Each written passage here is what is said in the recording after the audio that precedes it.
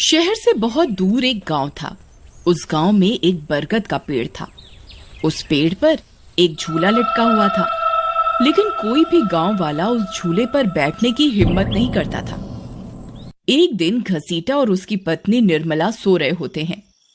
तभी उन्हें खिड़की से किसी के रोने की आवाज आती है। इस वजह से घसीटा की नींद खुल जाती है। अरे ये कौन है? हे भगवान, लगता है ये आवाज उसी बरगद के पेड़ की तरफ से आ रही है। अरे निर्मला, जल्दी उठो, देखो ना, आज फिर से वही रोने की आवाज आ रही है। हे भगवान, ये रोने की आवाज तो उसी झूले की तरफ से आ रही है। तुम डरो नहीं, मैं अभी देखता हूँ। फिर घसीटा खिड़की की तरफ जाता है तो उसकी आंखें फटी की फटी रह जाती हैं। उसे झूले पर एक औरत दिखाई देती है। उसने सफेद रंग की साड़ी पहनी होती है और रो रही होती है। अरे निर्मला, जल्दी यहाँ आओ, देखो झूले पर कोई बैठा हुआ है। फिर निर्मला भी जल्दी से खिड़की की ओर जाती है और उस औरत को देखने लगती है। अजी, ये वही चुड़ैल तो नहीं जिसने इस झूले पर अपना कब्जा कर रखा है? तुम्हारा दिमाग खराब तो नहीं हो गया? वो सिर्फ एक औरत है। अजी, भला रात के 2 बजे कौन पेड़ के नीचे झूला झूलता है? तो नहीं हो गया जो खुद मौत के मुंह में मरने के लिए जाना चाहते हो? मैं आपको कहीं नहीं जाने दूंगी। तभी वह चुड़ैल अचानक से गायब हो जाती है। ये सब देखकर वे दोनों डर जाते हैं। अरे मर गए रे, ये तो गायब हो गई। मैंने आपसे कहा था ना जी, ये कोई आम औरत नहीं है। तुम सही कहती हो निर्मला, इस झूले में जरूर कोई गड़बड़ है, तभी कोई गांव वाला इसके आसपास जाने में भी डरता है। अजी, आज तक तो हमने इस झूले के बारे में सिर्फ अफवाहें ही सुनी थी। आज तो अपनी आंखों से देख लिया। मैं अब इस घर में और नहीं रहने वाली। फिर अगले दिन निर्मला का भाई अपनी पत्नी के साथ शहर से उसके घर आता है। अरे निर्मला बहन, तुम कहाँ हो? अरे भाई, तुम आज तुम्हें अपनी बहन की याद कैसे आ गई? बस ऐसे ही बहुत दिन हो गए थे, तो मैंने सोचा अपनी प्यारी बहन से मिल लूं आज। फिर वे लोग पूरा दिन हंसी मजाक करके बिता देते हैं। और फिर रात होने पर, बबलू भाई, तुम नीलू के साथ इस कमरे में सो जाओ, हम साथ वाले कमरे में सो जाते हैं। और हाँ, तुम्हें किसी चीज की जरूरत हो तो मुझे बता देना। फिर इतना बोलकर निर्मला अपने कमरे में सोने के लिए चली जाती है। फिर कुछ देर के बाद नीलू की नजर खिड़की के बाहर उस झूले पर पड़ती है। अजी, इधर आइए, वो देखिए, वो पेड़ के नीचे एक झूला लगा हुआ है। हमारे शहर में तो ऐसा कहीं देखने को नहीं मिलता। चलिए ना, मेरा बहुत मन है झूला झूलने का। चलिए ना। अरे रुको रुको, अभी तो रात हो गई है, सुबह होते ही झूल लेना, अभी सो जाओ। फिर इतना बोलकर बबलू सोने चला जाता है, लेकिन नीलू उसी झूले को देखती रहती है। अजी सुनिए ना, चलिए ना, मेरा बहुत मन है। लेकिन बबलू नीलू की बात को अनसुना कर देता है और सो जाता है। फिर नीलू सोचती है, अरे ये झूला तो एकदम घर के पीछे ही है, मैं खुद ही चली जाती हूँ। फिर इतना सोचकर नीलू घर से अकेले ही निकल पड़ती है और सीधा उस झूले के पास पहुंच जाती है। अरे वाह, जैसा मैंने सोचा था ये तो बिल्कुल वैसा ही निकला।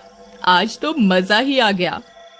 फिर नीलू उस झूले पर बैठ जाती है और झूला झूलने लगती है और गाना गाने लगती है। पंछी बनूं, उड़ती फिरूं मस्त गगन में, आज मैं आजाद हूँ दुनिया के चमन में।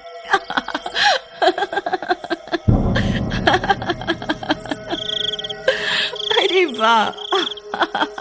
फिर नीलू कुछ देर रात खुशी खुशी झूला झूलती रहती है। अरे वाह, आज तो मजा ही आ गया। चलो अब घर चलती हूँ, अगर इनकी नींद खुल गई तो ये बहुत नाराज हो जाएंगे। फिर जैसे ही नीलू उस झूले से उतरने लगती है तो उसे महसूस होता है कि किसी ने उसे पकड़ कर रखा है और वो झूले से नीचे नहीं उतर पा रही। वो बहुत डर जाती है। अरे अरे ये क्या, कौन है जिसने मुझे पकड़ कर रखा है? वो इधर उधर देखती है लेकिन उसे कोई दिखाई नहीं देता। अरे मर गई रे, मैं इस झूले से क्यों नहीं उतर पा रही? बचाओ बचाओ, कोई है?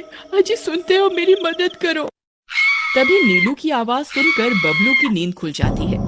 निर्मला और घसीटा भी उठ जाते हैं और भागते हुए बबलू के पास आते हैं। अरे बबलू, ये तो नीलू की आवाज थी ना, वो कहाँ है? तभी घसीटा की नजर उस झूले पर पड़ती है। उसे नीलू उस पेड़ के नीचे पड़ी हुई दिखाई देती है। हे भगवान, ये क्या अनर्थ हो गया? नीलू उस झूले के पास कैसे चली गई? फिर वे तीनों भागते हुए उस झूले के पास जाते हैं। उन्हें नीलू वहां बेहोश पड़ी हुई मिलती है। हे भगवान, ये तुम्हें क्या हो गया नीलू? नीलू, तुम्हें यहाँ नहीं आना चाहिए था। हे भगवान, अब क्या होगा? फिर वे सब लोग वापस अपने घर आ जाते हैं और सुबह होने पर नीलू को होश आता है। नीलू, तुम ठीक तो हो ना? आज के बाद कभी उस झूले के पास नहीं जाना। उस झूले पर किसी चुड़ैल का साया है। ठीक है दीदी, मैं आज के बाद उस झूले के पास कभी नहीं जाऊंगी। फिर रात होने पर सब सो रहे होते हैं। तभी नीलू की नींद खुल जाती है। उसकी आंखें लाल हो जाती हैं और उसके पैर उल्टे हो जाते हैं और वो घर से निकलकर झूले की तरफ चल देती है और झूला झूलने लगती है।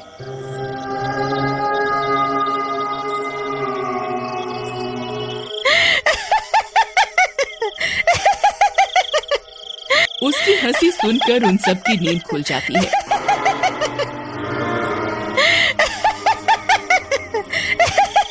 निर्मला और घसीटा भागते हुए बबलू के कमरे में आते हैं और नीलू को वहां ना पाकर परेशान हो जाते हैं। हे भगवान, अब ये नीलू कहाँ चली गई? फिर वे सब खिड़की से झांक कर देखते हैं तो उनकी आंखें फटी की फटी रह जाती हैं। नीलू झूला झूल रही होती है। अरे मर गए रे, ये नास मीठी तो फिर से झूला झूलने चली गई। अरे बेवकूफ बबलू, अपनी पत्नी को संभाल कर नहीं रख सकता क्या? देख तेरी पत्नी आधी रात को कैसे झूला झूल रही है। दीदी, मुझे माफ कर दो। मैंने इसे समझाया भी था कि उस झूले की तरफ कभी मत जाना। अरे जल्दी चलो, हमें अभी नीलू के पास जाना होगा, कहीं कोई अनर्थ ना हो जाए। फिर वे तीनों भागते हुए उस झूले के पास पहुंच जाते हैं। ए नास मीठी नीलू, चल जल्दी से इस झूले से नीचे उतर। तुझे कल भी समझाया था ना इस झूले की तरफ नहीं जाना। एक बार में समझ नहीं आता क्या?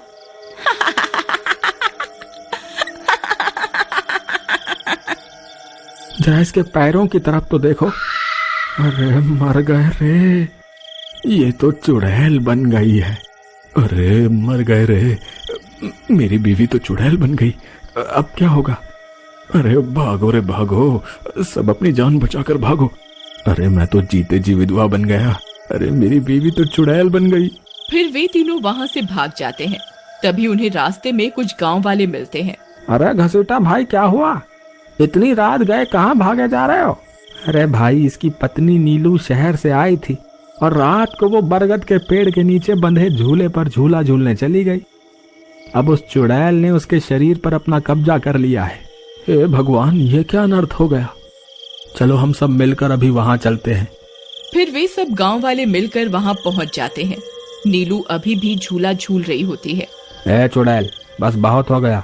तूने हम गांव वालों को बहुत परेशान किया है।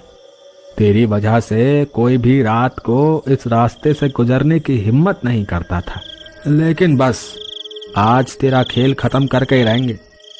चलो भाइयों, आज इस चुड़ैल को जिंदा नहीं छोड़ना बता रहे हैं। भाइयों, हमें इस झूले को इस पेड़ से काट कर अलग करना होगा। फिर कुछ गांव वाले खंजर से झूले की रस्सी तोड़ देते हैं। झूला टूटते ही नीलू नीचे गिर जाती है और चुड़ैल गुस्से में नीलू के शरीर से बाहर निकल जाती है।